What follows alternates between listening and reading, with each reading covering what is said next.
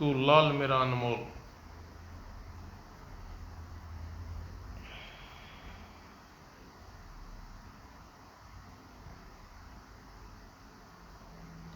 माँ, तेरा बेटा एक बार, सिर्फ एक बार तेरे मुंह से वह सुनना चाहता है जिसे सुनकर वह इतना बड़ा हुआ। तेरा बेटा क्या? माँ बोल। है तू लाल मेरा अनमोल। फिर सब एक एक करके अपने घरों में रवाना हो गए। पेड़ से लटकी रघुवीर की जलती हुई लाश और उसके निकट खड़ी दुर्गा। उस लंबी सुरंग से भाग रहे थे दोनों। अब क्या होगा करण? कुछ नहीं होगा चमन। चाहे करण के प्राण ही क्यों ना चले जाए, तुझे एक दिन अमन राजा बनाना ही होगा। सुरंग से निकलकर किसी गांव के निकट खेत में पहुंचे दोनों। अब नहीं चला जाता करण, बहुत थक गया हूँ, प्यास लगी है। तभी जल से भरा एक लोटा लिए आगे बढ़ा एक हाथ। पहले अपनी प्यास बुझाओ बेटे, फिर मुझे आराम से सारी बात बताना। पानी पी पानी यूं पी गए जैसे मानो जन्म जन्म के प्यासे हो। तत्पश्चात चमन ने उस लंगड़े किसान को सारी बात बताई। ओह, तो तुम उस जालिम बख्तावर के शिकार हो। एक दिन बख्तावर का सर्वनाश होकर रहेगा चाचा। मेरी यह टूटी हुई टांग देख रहे हो ना, ये एक दिन समय पर लगान न चुका पाने के कारण बख्तावर के सैनिक ने मेरी ये हालत कर दी थी। बख्तावर की नज़रों में से दूर छोटे गांव में शुरू हुआ चमन और करण की कठिन अभ्यास का। शाबाश, बहुत अच्छा निशाना हो गया अब तुम्हारा। लेकिन किसान चाचा, आप इतनी सारी गोलियां और रिवॉल्वर कहाँ से? इन्हें मैंने बख्तावर के एक सैनिक से काफ़ी रुपए दे के खरीदा है बेटे। वह सब खरीदने के लिए मैंने अपने खेत बेच दिए मेरे बच्चों, क्योंकि खेत से ज़्यादा अहम तुम्हारा मकसद है। नतमस्तक हो गए दोनों किसान चाचा के आगे, और उन्हें हर हाल में अपना अभ्यास पूरा करना था। किसान चाचा के पास एक घोड़ा था जिस पर बैठकर तूफानी घुड़सवारी करना सीख गए थे वे, करण और चमन। अरे बाप रे, यह लड़का या तूफान! कई बार करण चमन को समझाने की कोशिश की, वह दुर्गा चाची व रघुवर चाचा से मिल ले, लेकिन नहीं, जब तक अपना सपना पूरा नहीं कर लेता माँ से नहीं मिलूंगा। कठिन अभ्यासों के दिन रात गुजर रहे थे दोनों। चमन और करण सारी दुनिया में अपने सा- चमन और करण सारी दुनिया अपने किसान चाचा के उस छोटे से गांव अपने कठिन अभ्यास में सिमट कर रह गई। ठीक एक साल बाद, चमन चमन, कहाँ है तू? देख, शहर में अपने लिए एक विज्ञापन किताब लाया हूँ, अब पढ़, मैं भी पढ़ सकूँगा। विज्ञान की किताब। ठगा सा रह गया था करण चमन की आंखों में आंसू देख कर। ये सब क्या है, तेरी आंखों में आंसू? शायद तू भूल गया दोस्त, आज करण का जन्मदिन है। उसका जन्मदिन है या मरण दिन? तू अपने लिए अपने आंसू क्यों बहा है? नहीं करण, मैं सच्चे दिल से प्यार करता हूँ। मैं उस तक अपने प्यार का एक तोहफा पहुँचाना चाहता हूँ। करण ने समझाने में भी बहुत कोशिश की, लेकिन चमन कहाँ मानने वाला था। तू ठीक है, आज रात अपना तोहफा किरण तक पहुँचाना, परंतु किसान चाचा के कानों कान खबर न हो, समझा? मैं किसी तरह पता लगाया है कि वो सामने वाला कक्ष राजकुमारी किरण का है। अब देर न कर, निशाना सही लगाना। चूक गया तो तेरे हाथ साथ साथ मैं मरूंगा। कस गया गुलेल पर चमन का हाथ, टिक गई लक्ष्य की अर्जुन की सी निगाहें। और गोली की रफ्तार से पत्थर पर लिपटा हुआ कागज का पूरा किरण के शीशा तोड़ फर्श पर आ गिरा। किसने फेंका यह पत्थर? किरण की निगाहें खिड़की से बाहर उठी। चमन और करण कब के अपना कार्य पूरा करके भाग चुके थे। किरण ने हौले से कागज खोला और चीख उठी, पापा! चौंक पड़ा बख्ता और बेटी की आंखों में मंडरा था खौफ देखकर। क्या कोई डरावना सपना देख लिया मेरी बच्ची? तुम्हारे हाथ में कागज कैसा? हौले से किरण ने कपकपाते हाथ से कागज का पुर्जा अपने पिताजी को दिया। कागज के पुर्जे पर लिखा था, एक एक शब्द बारूद से कम न था। एक दिन तेरी मांग में सिंदूर भरकर यह साबित कर दूंगा किरण मैं जिंदा हूँ। तुम्हारा बाप मुझे रोक नहीं सकेगा, क्योंकि तू है मेरी किरण। चमन सामने गधे की भांति सिर झुकाए खड़ी पिंजरा एक बार घूरा बख्ता और फिर दौड़ा। तू कहता था पूरा वह चूहा मर गया, फिर यह पत्थर कैसा? लगता है किसी ने हमारे साथ मजाक किया है। इसी समय उस छोकरी को खोजने की पूरी कोशिश करता हूँ। कोशिश नहीं, मुझे हर हालत में छोकरा चाहिए। उधर उसी रात अमन का शाही विमान किरण के लिए विदेश के लिए रवाना हो गया। चमन को किरण के पास न पटकने देने की बख्तावर की अंतिम निर्णय था। उधर अमन के चप्पे चप्पे पर पागल कुत्तों की भांति चमन की तलाश में निकल पड़े बख्तार के सैनिक। किंतु बख्तार के सैनिक को चमन की आवाज नहीं लगी। थक हार कर बख्तार और चमन की खोज बंद कर दी और किसान चाचा की देखरेख में चमन तलवारबाजी का अभ्यास कर रहा था। तो उधर करण अपनी पढ़ाई में डूबा था। बम बनाने के लिए कोई विशेष चीज़ों की आवश्यकता होती है। जी हाँ, यही थी करण की पढ़ाई करने का मुख्य उद्देश्य। साल पर साल बीतते गए और करण और चमन बड़े हो गए, किंतु बख्तावर को नशो नाबूद करने का उनका सपना खत्म नहीं हुआ, बदला।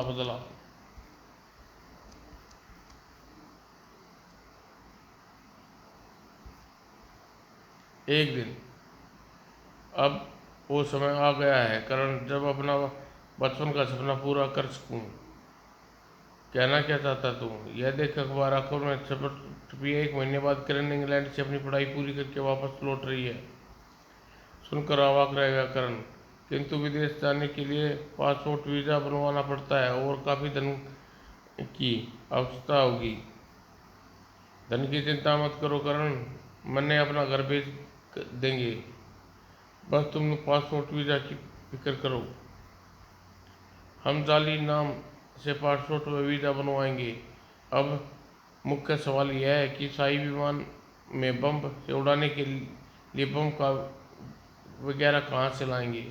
उसका इंतजाम मैंने कर लिया है करण।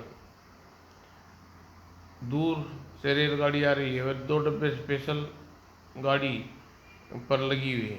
चमन की निगाहें जो जो गाड़ी के पास आ रही है, चमन के जबड़े कसते जा रहे थे। और जब ट्रेन निकट से गुजरी तो साक्षात मौत के मुंह में जाने जैसा कार्य किया उस चमन ने। ड्राइवर बेचारा जी भरकर भी न देख पाया था अपनी मौत को। अब ट्रेन चलती रहेगी और ट्रेन के पिछले डब्बे में बख्तावर के सैनिकों को सपन में भी ड्राइवर के मरने का पता न चलेगा। ट्रेन बेताब भागी जा रही थी, जबकि चमन साक्षात मौत का खेल खेलते हुए इंजन से जुड़े पहले डब्बे तक पहुंच गया और साइलेंसर युक्त रिवॉल्वर निकाल गोली डब्बे के दरवाजे पर लटके मोटे भारी भरकम लोहे ताले पर पड़ी और जरा देर नहीं लगाई। खचाक। अब आराम से डब्बे में लदे बारूद व बम बनाने के काम आने वाला सामान चुराने में कामयाब हो जाऊंगा। वो डब्बे में कई प्रकार के बम बनाने के लिए पर्याप्त सामान था, परंतु चमन ने अपने लिए थोड़ा सा ही सामान निकाला। अगले ही क्षण सचमुच जान हथेली पर लिए डब्बे से बाहर कूद गया चमन, परंतु दुर्भाग्य पिछले डब्बे में एक सैनिक की नज़र उस पर पड़ गई। देखो, कोई अगले डिब्बे से कूदा है। दिमाग खराब है तेरा? क्या तू उस डब्बे में कोई भूत था? और फिर तसल्ली के लिए जंजीर लटक गया खींचकर। ट्रेन रुकवाता हूँ। ट्रेन भागती ट्रेन ट्रेन भागती रही, मौत करीब और करीब। यह क्या, ट्रेन रुक क्यों नहीं रही? बाहर कूदो। किंतु बहुत देर हो चुकी थी तब तक। बढ़ाओ, यह लेकर न मैं तेरे काम का सामान ले आया। अब देख, बख्तावर की सेना बारूद लूट कर लाया हूँ मैं, सेना का बारूद। लेकिन तूने इस खतरनाक कार्य को अंजाम कैसे दिया? अपनी योजना को पूरा करने के लिए मैंने 1 महीने से उस ट्रेन पर बराबर नजर रखे हुए था, जो सप्ताह में 2 बार उस लाइन से गुजरती थी। धीरे धीरे मैंने पता लगा वह ट्रेन बारूद वगैरह लेकर दूर सैनिक छावनी में जाती है। तब मैंने सभी बातों का पता लगाकर पहले पटरी पर लोहे के बड़े बड़े लट्ठे रखकर मार्ग अवरुद्ध कर दिया। करीब 2 किलोमीटर पहले ट्रेन से बारूद चुराकर ट्रेन से कूद पड़ा। ट्रेन चमन की बात सुनकर हक्का बक्का सा रह गया करण।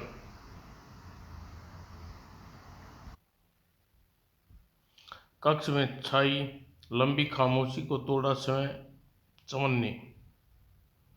अब तू बता, तू बारूद से बम तैयार कर कैसे इंग्लैंड ले जाएगा और राजकुमारी किरण के शाही विमान में बम फिट करेगा?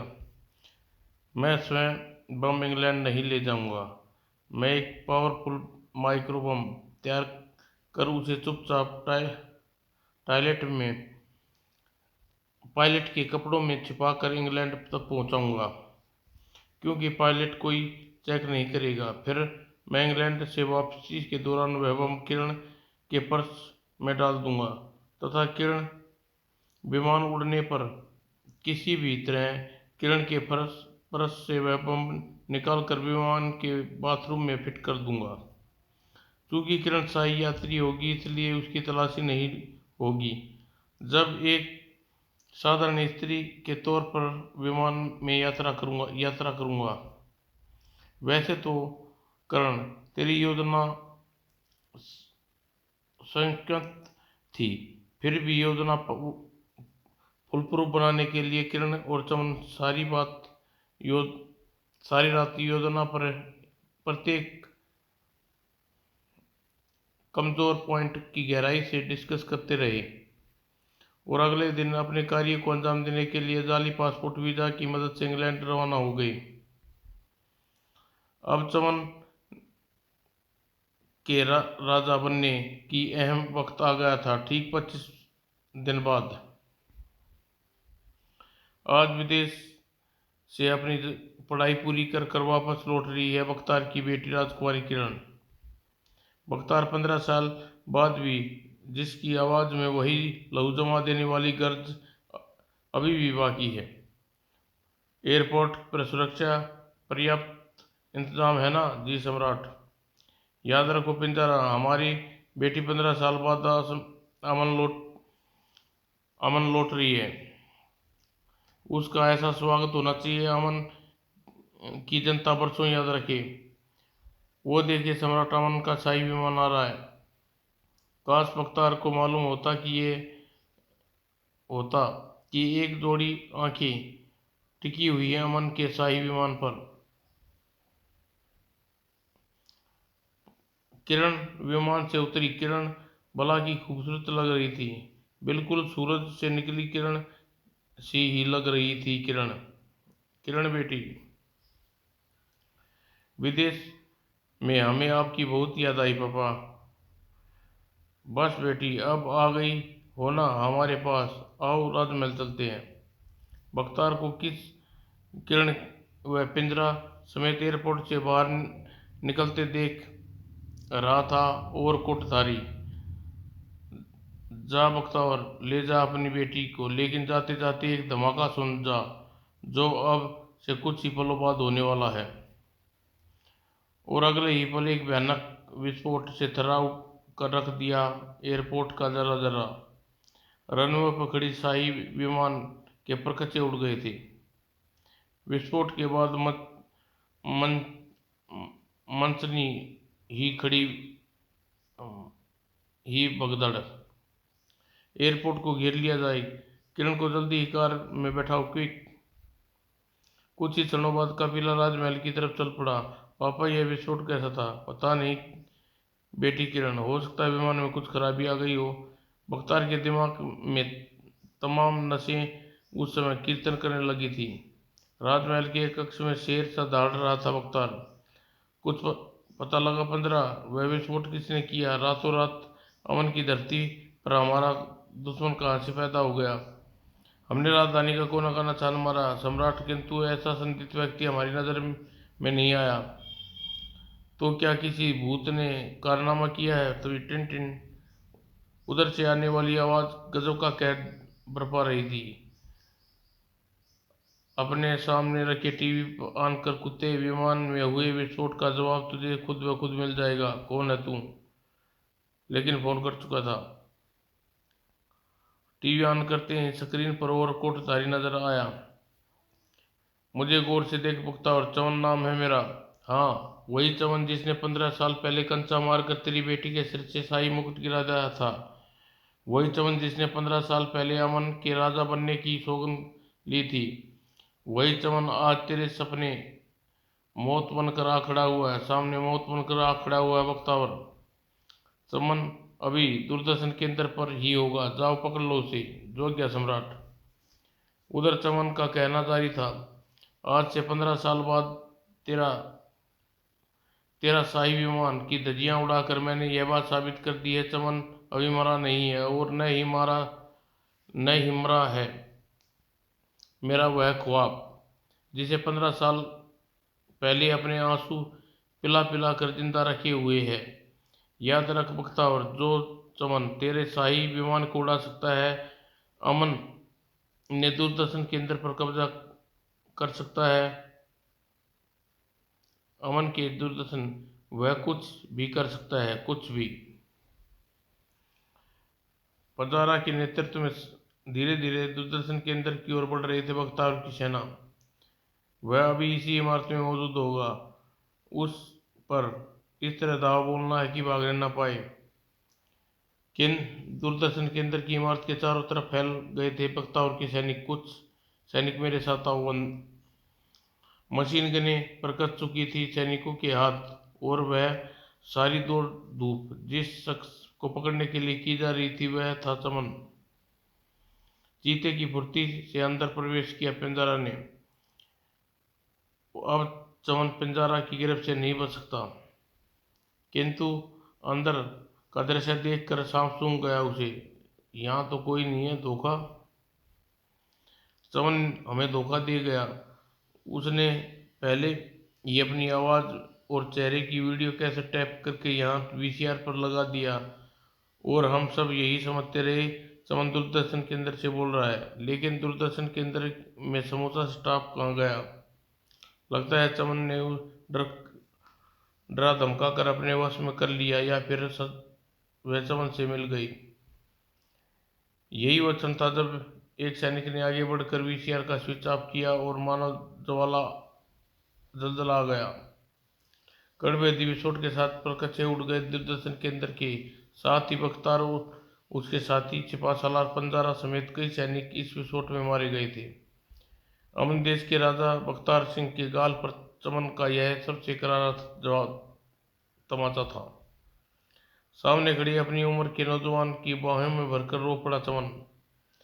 तूने कमाल कर दिया करण, कमाल कर दिया। तूने वह 15 सालों का विज्ञान की किताब पढ़कर तूने गजब का करिश्मा कर दिखाया। पगला कहीं का, सारा श्रेय मुझे दे रहा है। दरअसल इस सब के पीछे आला दिमाग का काम कर रहा है वह तेरा ही है चमन। तूने ही वीसीआर बम बनाने का सुझाव दिया, और इस तरह उसका मैकेनिज्म सेट करवाया कि उसे ऑन करने पर जो है ना फटे और वीसीआर स्विच ऑफ करने पर वह फट जाए। तूने ही अमन की आज़ादी का वास्ता देकर दूरदर्शन केंद्र के सारे कर्मचारी को अपनी ओर मिलाया था। तेरे कहने पर मैंने इंग्लैंड की शाही विमान यात्रा की और सबकी नज़र बचाकर बड़ी खूबसूरती से विमान में बम पॉइंट करा दिया। तूने एन मौके पर रिमोट से विमान का धज्जियां उड़ा दी। यहाँ तक कि इंग्लैंड की सिक्योरिटी भी यह नहीं जान सकी कि विमान में बम ले जा रहा है। लेकिन यह सब तेरी मदद बिना नहीं हो सकता था करण। मैं तुझे एक प्रार्थना करता हूँ दोस्त। आज दुर्गा चाची से मिलने की इच्छा हो रही है। न जाने वह 15 सालों में दुर्गा चाची का क्या हाल हुआ होगा। चल चमन, शांतिपुर लौट चले। एकाक उदास हो गया चमन। नहीं करण, तू जानता है कि मैंने सौगंध ली है, जब तक मैं अमन का राजा नहीं बनूंगा अपनी माँ से नहीं मिलूंगा। ठीक है, तू न मिल, मैं जा रहा हूँ दुर्गा चाची से मिलने। शांतिपुर के चौक पे आज भी बुढ़िया बैठी उसी की राह देख रही थी जब करण ने उसे कंधे पर हाथ रखा। दुर्गा चाची, शीशोर नगर जाग जाएंगे, बड़ी गहरी नींद सो रही है। रो पड़ा करण दुर्गा चाची की हालत देखकर। होश में आओ दुर्गा चाची, रघुवीर चाचा को मरे 15 साल हो चुके हैं। कब तक उनके कंकाल को यूं ही लटका रहने दोगी आप? तूने मरा हुआ कह रहा है, ठहर जा, भी उठाती उन्हें। उठिए जी।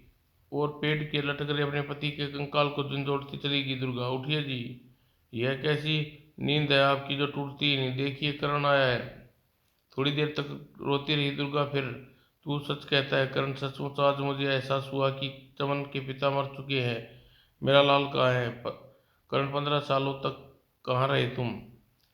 जब डाकू चेता हमें सुरंग में छोड़कर खुद बख्तावर सिंह की सेना से हाथों मारा गया तो तब मैं और चमन सुरंग के अंदर भागते हुए गांव में पहुंचे, जहां करीब एक गरीब किसान हमारी परवरिश की और हमें विभिन्न मिन्नत करने पर गांव वालों ने अमन को बात छुपाए रखी।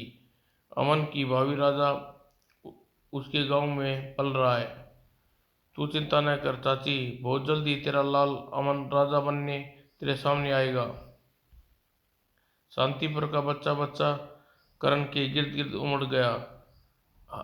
हम सब तुम्हारे साथ हैं करण, बख्तार का सबक सिखाना ही होगा। करण बेटे, मेरे लाल से कहना उसकी माँ मंगल सूत्र बख्तार के पास रखा है। मंगल सूत्र? हाँ, जिसे 15 साल पहले दुष्ट पंजारा मेरे गले से उतार ले गया था, जिसे चमन के बापू को बेट पर लटका कर जिंदा जला डाला। यह सब मेरे लाल को अवश्य बताना। बताऊंगा दुर्गा चाची, अवश्य बताऊंगा। करण की आंखों में आंसू टपक पड़े दुर्गा चाची की बात सुनकर। अमन के लोगों, जालिम बख्तर का राज्य उखाड़ फेंकने का समय आ गया है। एकजुट होकर अमन की सारी सरकारी इमारत पर कब्जा कर लो। बख्तर के सैनिक जो मेरे साथ आना चाहते हैं उनका स्वागत है। अमन का नया राजा चमन तुम्हारी राह देख रहा है। और बरसों से बख्तावर के जुल्म में थकी पिसती अमन की जनता इस त्योहारों को अनुकूल प्रभाव पड़ा। अगले दिन ही प्रत्येक इमारत पर लगा हुआ इश्तिहार, हम सब चमन के साथ हैं। दोस्तों, हम भी चमन के साथ हैं, मैं भी। यही समय था जब जालिम बख्तावर खूंटे को उखाड़ फेंक डालने का। चमन का नाम ही जैसे कोई जादू था। बच्चा बच्चा उसका दीवाना हो गया। माँ माँ, मुझे भी चाकू दे, मैं भी बख्तावर के खिलाफ जंग लड़ूंगा। कुछ बच्चे अपने स्कूल की इमारत को बख्तावर का ध्वज उतारकर फाड़ डाला और अब स्कूल की इमारत में अमन का नया ध्वज लहरा रहा था। जय अमन, जय चमन। बख्तावर के खिलाफ पूरा देश विद्रोह के लिए फैल चुका था। अमन की इस इकलौते एयरपोर्ट पर अब तुम्हारा कब्जा है। और शांतिपुर का बच्चा बच्चा चमन के पीछे पागल हो गया। आखिरी होता भी क्यों ना, चमन ने शांतिपुर की मिट्टी में जन्म लिया था, इसी मिट्टी में कभी कंचे खेला करता था चमन। चमन चमन अमन चमन। शांतिपुर के उस गोदाम पर जो पहले ही बख्तावर की मिल्कियत था, अब उसका नया ध्वज लहरा रहा था। और चमन की के दिमाग का जनता के दिमाग का राजा अमन ने बच्चों को हीरो की तरह राजधानी की तरफ बढ़ा जा रहा था। अमन का राजा आ रहा है बख्तावर। और हमेशा शोर की तरह गरजने वाला बख्तावर के चेहरे पर आज मातम छाया हुआ था। सब खत्म हो गया। सम्राट अमन के प्रत्येक सरकारी इमारतें, एयरपोर्ट, बैंक तथा अन्य महत्वपूर्ण ठिकाने पर चमन का कब्जा हो गया है। वह अमन की जनता के साथ राजमहल को घेर रहा है। क्या यह चमन है जिसे मैंने बचपन में कंचा मारकर मेरे सिर से शाही मुकुट गिराया था? हाँ बेटी। अगले क्षण जब तक कच्चे चले गए किरण के। अब कुछ नहीं हो सकता पापा, यदि जीवित रहना चाहती हो तो चमन के सामने पराजय स्वीकार कर लीजिए। शायद तुम ठीक कहती हो बेटी। राजमहल का फाटक खोल दिया जाए। और कुछ क्षणों पश्चात अपराधी सिर झुकाए चमन के सामने खड़ा था बख्तावर। बख्तावर तुझे पराजित बख्तावर तुझसे पराजित हो गया चमन। अपनी हार कबूल है। अमन का सिंहासन तुझे मुबारक हो। मुझे अमन का सिंहासन से ज्यादा अपनी माँ का मंगलसूत्र प्यारा है बख्तावर। मुझे मेरी माँ का मंगलसूत्र वापस चाहिए। हाँ, क्यों क्यों नहीं। वह ले अपनी माँ का मंगलसूत्र। जेब में बिजली की फुर्ती से बाहर निकाला बख्तावर के हाथ में मंगलसूत्र की जगह चमक रहा था मौत का खिलौना। हा हा, तुझे मंगलसूत्र नहीं मौत मिलेगी चमन। अमन का राजा कभी नहीं बनेगा तू। यह धोखा है बख्तावर, मैं कहता हूँ अब भी समय है, संभल जा। किंतु बख्तावर जैसे ही पागल हो गया था। नहीं अमन, नहीं चमन, तेरी तरह बड़ा बढ़ना, वरना अपनी माँ का मंगलसूत्र कभी नहीं पा सकेगा तू। अगले क्षण किरण के लिए घोड़े पर जंप लगाया गया बख्तावर। बख्तावर को रोकने के लिए आगे बढ़े चमन सैनिक, किंतु खबरदार कोई उसकी तरफ नहीं बढ़ेगा, उन्हें जाने दिया जाए। अगले क्षण धूल का गुब्बार उड़ाता जा रहा था बख्तावर। अब क्या होगा चमन? चिंता की कोई आवश्यकता नहीं किरण, मैं जानता हूँ घोड़ा बख्तावर वह किरण को लेकर कहाँ जाएगा। मेरे पीछे आओ। अगले ही क्षण सेना की टुकड़ी लिए कर्ण समेत उस दिशा में जा रहे थे जिधर बख्तावर अपनी बेटी किरण के साथ ले कर गया था। अचानक ठिनक कर रुक गया असव, साथ ही चौंका बख्तावर। यह घोड़ा आगे क्यों नहीं बढ़ता? क्योंकि इस गरीब किसान का घोड़ा है जिसे चमन अमन के राजा को 15 साल तक अपनी कुटिया में पाला। इस घोड़े को अपनी मंजिल तक पहुंचा दिया बख्तावर, तुम्हें अपनी मंजिल तक। देख सामने वो धूल का गुबार उड़ता देख। अमन का राजा चमन तुझसे अंतिम हिसाब चुकता करने आ रहा है। और बख्तावर ने भागना चाहा, किंतु चारों ओर किसान हथियार लिए ताने खड़े थे। मुझे बचा लो, यह मंगलसूत्र उसे दे दो, पर मुझे बचा लो। अब तेरे गुनाहों का फैसला अब होकर रहेगा बख्तावर। यह मंगलसूत्र अब तक मेरे हाथों बंधे हुए था।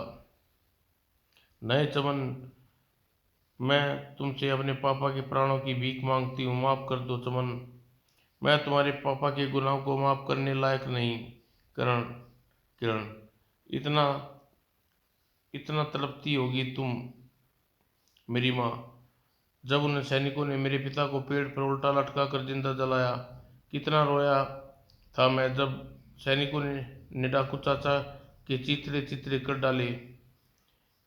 क्या तुम्हारे बाप मेरे पिताजी की ज़िंदगी वापस ला सकते हैं, मेरी माँ की होठों पे मुस्कुराहट लौटा सकते हैं, मेरे डाकू चाचा और मेरे दोस्त को जीवित कर सकते हैं। मैं तुम्हारे बाप के कदमों तले अमन की जनता को वर्षों को चलती रही, अमन के गरीब बच्चे के खून के आंसू रोते रहे। बख्तावर उन बच्चों के आंसू को पोंछ सकता है? मेरे पिता ने जो गुनाह किए उसका प्रायश्चित मैं करूंगी चमन। तुम्हें याद है बचपन में तुमने मुझसे कहा था एक दिन मैं तुम्हारी मौत का कारण बनूंगी। बदले में तुमने कहा था मुझसे एक दिन तुम मेरे नाम का सिंदूर अपनी मांग में लगाओगी। तुम जीत गए चमन, मैं हार गई। अवाक खड़ा रह गया चमन, और अमन का बच्चा बच्चा रो पड़ा जब चमन पेड़ पर लेट के अपनी माँ के पैर छुए। "म- तेरा लाल आ गया माँ।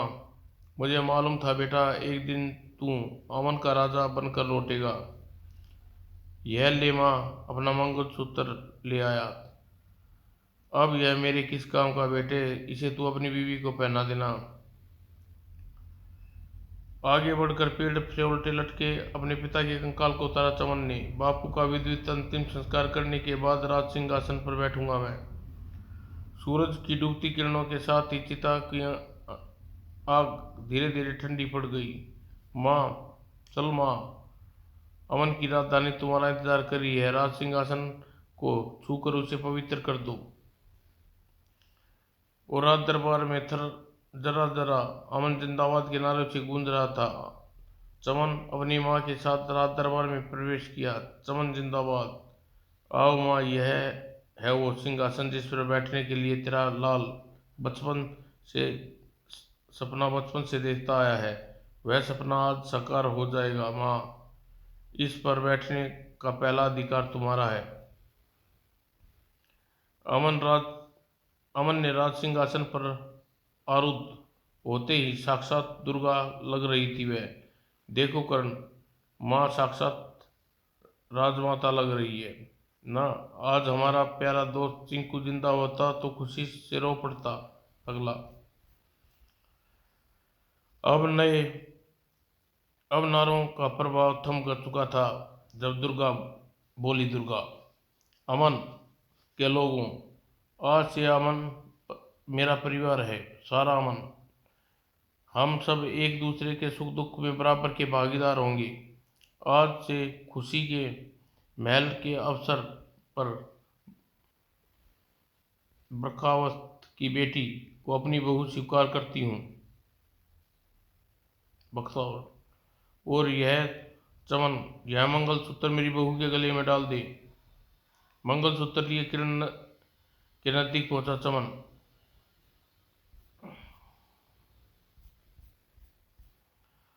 यही वो क्षण था जब बाज की भांति सैनिकों के धक्का देकर उसकी राइफल पर झपटा बख्तावर। नहीं चमन, तू मेरे जीते हुए मेरी बेटी को मंगलसूत्र नहीं पहना सकता, नहीं पहना सकता, नहीं पहना सकता। और दंदनाता दागता चला गया, गोलियां दागता चला गया बख्तावर, किंतु चमन की ढाल बनकर सामने आई दुर्गा, जिसने सारी गोलियां अपनी छाती पर झेली। उसी क्षण करण ने चमन की कमर में लटक रहा रिवॉल्वर पर बिजली की तरह लपकी, और अगले ही पल चमन कुछ समझ पाता इससे पहले अपने पता के सीने में उतारती चली गई कि रिवॉल्वर की सारी गोलियां। लहूलुहान होकर जमीन पर गिरा बख्तावर कभी न उठ सका। अगर तूने अच्छे शासक न बन सके तो बेटी के खातिर अच्छे बाप बनकर दिखा सकते थे पापा।